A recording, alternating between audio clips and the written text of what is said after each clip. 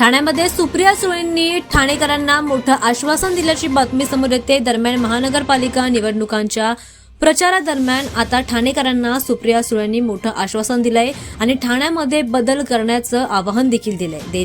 दरम्यान ठाण्यातील पाण्याची समस्या आणि कचरा विल्हेवाटीचा प्रश्न अजूनही जोर धरतोय। गेल्या अनेक वर्षांपासून नागरिक त्रस्त आहेत, मात्र तरीही यावर कोणताही उपाय, यावर कोणतीही सुविधा करण्यात आली नाही।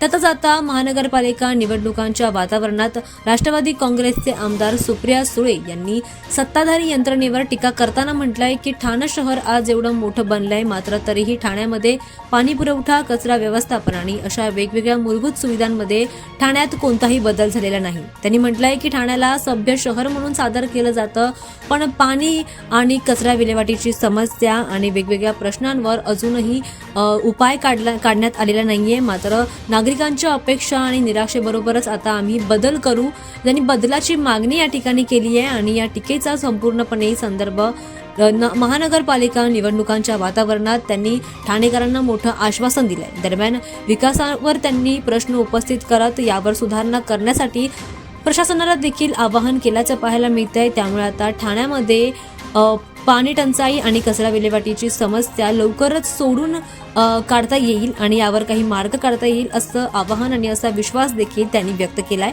सुप्रिया सुळे यांचं हे विधान ठाण्यामध्ये सध्या चर्चेत आहे।